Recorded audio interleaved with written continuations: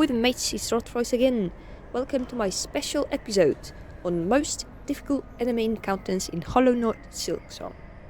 The ranking is subjective of course, but I'll give you my reasoning behind it. We start off with the Covetous Pilgrim, an enemy that is neither common nor a mini-boss, but he has a great potential. If he had a little tiny bit more of health, I think we could consider him a mini-boss. Not only does he deal a lot of damage, but also he has plenty of attack patterns. He is quite smart, because he does not get provoked easily, and he definitely is fast. So I very much like this pilgrim. The next one is pretty tricky. Silk Snippers are not necessarily dangerous. If you know their patterns and if you make sure to avoid all their attacks, then you are going to be alright. But when you meet them for the first time as a common enemy, it can end up really badly, because they have a very peculiar ability to move from one platform to another. I've checked though, and after moving one platform they are not able to go back or move one down again, so at least then you'll be safe. Also, their attack pattern is pretty vile, they are very fast, and all that makes it really unpleasant to face them in a fair fight. Now, Scarguard is one of the first mini-bosses we have to deal with. Of course, we have to fight the belt creature, that is the means of our transport, but it's nowhere as difficult as fighting Scarguard. The place for fighting him is, well, pretty cramped to be honest, and you can't really exploit the fight by hiding somewhere he can't reach, because he can basically teleport. Not by teleporting, but by digging a tunnel very fast that looks like it teleported. You know the gist. Anyway, this fight, I've picked this fight because it shows us what is going to happen to us later on in the game. It shows us that the game is going to be much more demanding, the enemies are going to be much faster than usual, and we have to get on a certain level of skill to survive in this world. As you know, I'm still discovering the entire game, I still have not reached the final boss, but when I was playing in, this clip, I still thought that I can do this easily, that I will not encounter anything this difficult to make an entire video about it. And I was wrong. One of the enemies I was wrong about was Morwing. When I have first encountered the creature, I thought I can take it on the first time. I really thought that. Guess what? I was wrong. And why? The fight was much longer than I expected, and the patterns, seemingly simple, were tiring me out. I had to not only avoid his attacks, make sure I don't lose my precious 5 hearts, but I actually had to defeat him. And boy oh boy, with the amount of damage we deal, it's not easy at all. So the length of the boss fight tires you out, and the attacks are getting faster. You make more mistakes over and over. You lose time healing yourself, time you could have used beating the boss, and now suddenly you lose for some stupid reason, because you failed to avoid 2 attacks in a row and you are done for. What you see now here on the clip is me successfully fighting the creature. But before that, I had at least 3 tries. Each one failed because I got tired and made the mistakes that cost me my life. So, because I feel proud of myself for overcoming my lack of skills, I'm going to show you all the walkthrough of all the bosses I'm facing in the video. And you know what? I want to thank people who made this game for doing a great job, because this game is not only aesthetically pleasing, The music is awesome, the story behind it is interesting, but it also makes you clench your teeth and try harder to be better at Metroidvania, to push your limits. And no, for somebody, overcoming a boss like Morwing is nothing special. For me, after not playing Hollow Knight for 6 years or so, I felt euphoric. I really did. I'm just happy watching the clip of me beating a boss like that again. And it gets more difficult, After Morwing, I'm going to show you the fight with the most beautiful music. And as you've probably guessed, is the fight with Lace. In my recent video, I've called Lace the Hornet of Hornet, because she basically plays the role of Hornet in here. She fights us because she wants to save us from what I don't know, but we'll learn. Honestly, that's my favourite boss fight so far in Silksong, because of the music and the setting. We literally fight surrounded by lava. It somehow makes it so much more exciting for me. The way Lace fights also make it more lively. I just feel like Lace sees how I act and reacts to me acting. It's like playing Rain World and you see that you are not the center of this world. That Lace somehow can predict your movements and react to them. That's how I felt when I played against Lace here. You know what? I've been praising the game too much. I should add some constructive criticism. So, I bet you'll agree on this, guys. Lace does look like a mushroom. Just look at her. She looks like a walking mushroom, alright? How is it a bug? How is it an insect? That's a mushroom, alright? Yeah, okay, I shouldn't have gotten so enraged at Lace being a mushroom. She can be mushroom if she wants to, but why? Yeah, so anyway, beating Lace is not that easy, but it's doable, but it gets worse. Honestly, I wondered if I should have picked 4th Chorus as the most difficult when I was beating him. Because then I found a great idea of making, the ranking. I was really silly. I thought I'll just make a ranking of some enemies you randomly meet throughout the game in different biomes and that it will be alright. I had absolutely no idea that I'll get to, experience some really horrible things when it comes to boss fights later on. I can't even fathom how innocent I was while fighting 4th Chorus. It was nothing. Like, I remember whining, oh my god, the screen is too sparkly, there are flames everywhere, I can't focus on this guy's head, I have to hit it over and over and over to win this boss fight, but I can't seem to do that, yeah. The fact that you are constantly on the move from one platform to another while avoiding his strikes is extremely exhausting, but the fight doesn't last this long, so you can easily pull it off once you learn his patterns. Yeah, but actually I've been whining too much about the fights. There is a big advantage for us here. You don't really get contact damage. Of course you get damage when you fall into lava, but it doesn't kill you. You get damage when it hits you, like with its hand. You get damage when you get hit by a meteorite or whatever these flaming balls of rock are.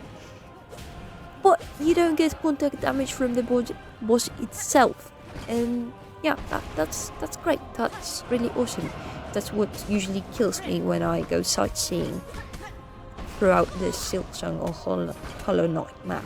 I get killed by touching mobs. like literally. I think, oh, an NPC, and I bump into him, and suddenly I'm 2 hearts down, and yeah. So to get contact damage from 4th chorus, you would have to jump 2 times and bump into his head, which is very unlikely. You know what, now that I viewed the clip of my fight with the guy again, it kind of looks like I've missed something very important. Oh goodness, I could have used the air corridors going up on the right and left, and I legit did not see them. I did not use them only because I failed to notice them. Okay guys, don't be like me. Please be more clever than me. And to be fair, the music is not this bad. I kind of remember it to be overly, I don't know, ceremonial. It was making me nervous. In a way, I felt like I was in Elden Ring fighting something really deadly. Yeah. Oh my god, do you remember how I told you that this fight was not this long? Yeah, I was mistaken. I probably was so pumped up on adrenaline that I didn't notice how long it took to take this thing down.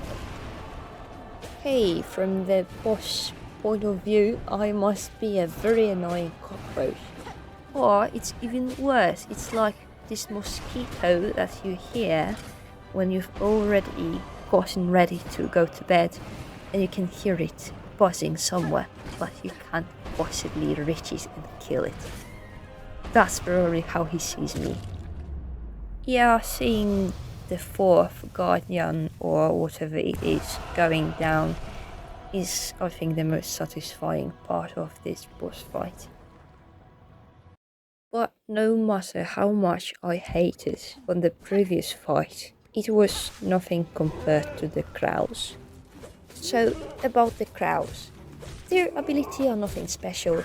The amount of damage they deal is nothing special either. But the little random movements they make, they will drive you absolutely insane. My strategy for such fights are fairly simple.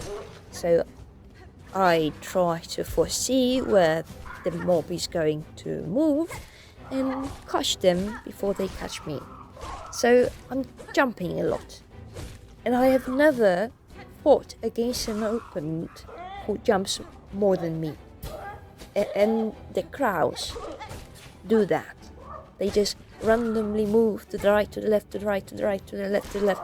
And you can't really move as quickly as they can. And if you try to, meet their pace, you are going to fail miserably unless you are on some kind of a booster. And I'm not, and neither is Hornet. So, yeah, I think this fight is absolutely terrible, and it is more difficult than the less free fights with bosses I've talked about, and the fights with, standard mobs, these with scissors and that cool pilgrim that had a great potential when it comes to possibly being a mini-boss. The crows are definitely, objectively, more difficult than all of those. I wanted them higher in the ranking, but unfortunately, that's just an area fight. It's not really difficult. It's just immensely frustrating. And the sounds the birds make when you fight with them, honestly, they ticked me off. Everything about this fight was making me angry. To this extent that I was planning to take a break during the fight, but I decided I'll just try one last time for the sake of the video to make it through without pausing. And I know I'm in no position to give you any kind of advice on how to play the game because I'm no special player, but if you ever feel like me, so you feel like dropping the game altogether because of one frustrating fight, it's better to take the break than to have a perfect video.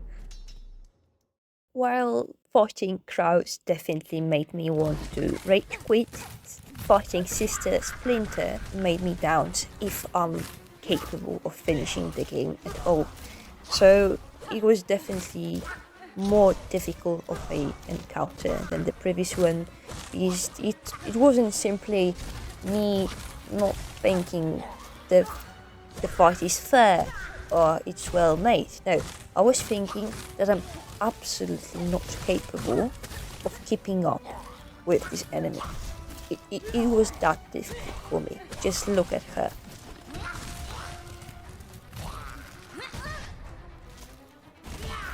She throws at us everything she's got.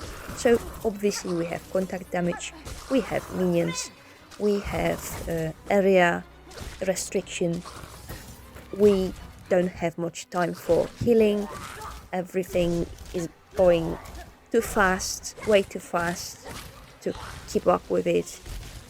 If you get tired and make mistakes, you are done for.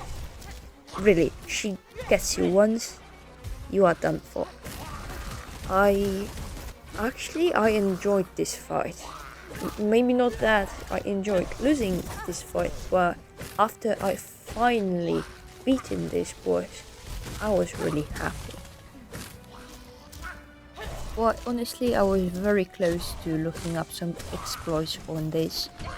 The only thing I've noticed while playing and failing many times is if you get lucky, the minions can get hit by the vines or herself, and you won't have to deal with them then. But aside from that, there is no way you can, help yourself in this fight rather than being extra quick and cautious. Oh, and I would have forgotten, abusing invincibility. I don't know how to actually pronounce this word. Invisibility? It's not invisibility, it's being invisible. Whatever. When you get hit for some time, you don't get damage at all.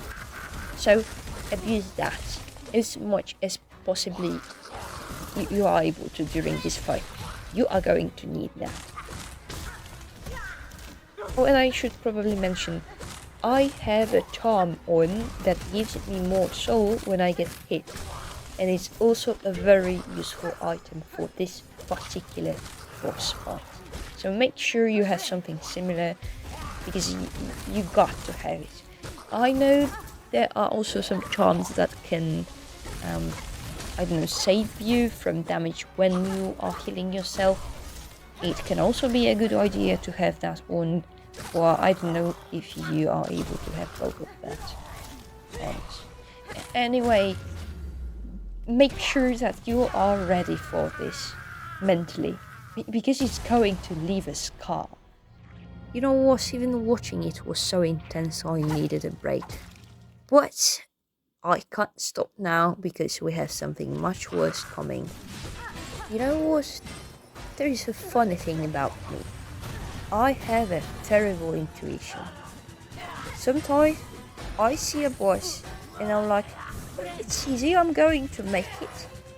And then it turns out to be the worst nightmare I have ever faced. And that was with the Widow. I figured that by being calm and just avoiding all her moves, I'm going to land some sure hits and have this over in no time.